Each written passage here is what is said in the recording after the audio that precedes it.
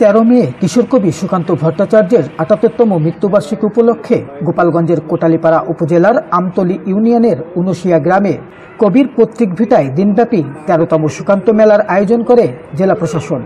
মঙ্গলবার সন্ধ্যা ৬টায় বেলুন উড়িয়ে এ মেলার উদ্বোধন করেন জেলা প্রশাসক মোহাম্মদ কামরুজ্জামান।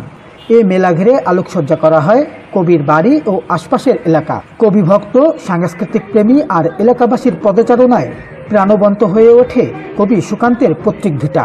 সুকান্ত মঞ্চে জেলার বিভিন্ন সাংস্কৃতিক সংগঠনের শিল্পীরা পরিবেশন করেন কবি সুকান্তের লেখা কবিতা, নাচ, গান ও নাটক।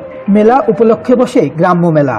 তবে বিগত বছরগুলোতে এ মেলা ৫ বা ৩ দিনব্যাপী করা হলেও এবছর একদিনব্যাপী করায় হতাশ সাংস্কৃতিক প্রেমীরা। আগামীতে দেশি ও বিদেশি কবি সাহিত্যিকদের মিলনের মাধ্যমে মেলার পরিধি বাড়ানোর দাবি সাংস্কৃতিক প্রেমীদের। কবি সুকান্ত ভট্টাচার্যের ৭৮তম মৃত্যুবার্ষিকী উপলক্ষে এবারে 13তম সুকান্ত মেলা অনুষ্ঠিত হচ্ছে। তো 13 বছর আগে এই রকমের একটি সুন্দর দিনে যে মেলাটি হয়েছিল সে মেলাটি 3 দিন অনুষ্ঠিত হয়েছিল। এবছর আজকে তার পুরাণ দিবসে মেলাটি হচ্ছে, মূলত উপজেলা প্রশাসনের আয়োজনে হচ্ছে। এখন মেলাটি কেন কমিয়ে আসছে এটা উপজেলা প্রশাসনেই ভালো বলতে পারবে। সুকান্তের মেলাটা এমন হওয়া উচিত যে আসলে আমাদের যে আগে মধু মেলা হয় বড় করে, তারপর অন্য যে সারা বাংলাদেশে লালন মেলা, এই মেলাগুলো যে আদলে হয় সে আদলে আসলে আমাদের মেলাটা হয় না, মাত্র 1 দিনব্যাপী 2 দিনব্যাপী মেলা হয়।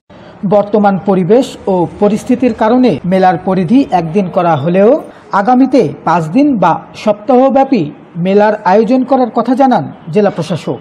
5 দিন বা 3 দিন এই ব্যাপী মেলা করার জন্য আয়োজন করেছিলাম, কিন্তু আপনারা জানেন যে সার্বিক পরিস্থিতি, বিশেষ করে এখন অত্যাধিক গরম, এতে সাধারণ জনগণের সুবিধার্থে এবং সার্বিক আইনশৃঙ্খলা পরিস্থিতি এবং এখানকার পরিস্থিতি বিবেচনায় আমরা আজকে একদিনের জন্য মেলাটি হলেও আপনারা দেখছেন যে মেলাটি বেশ জমে উঠেছে এবং এখানকার জনমানুষের স্বতঃস্ফূর্ত অংশগ্রহণে এই মেলাটি আজকে অনুষ্ঠিত হচ্ছে।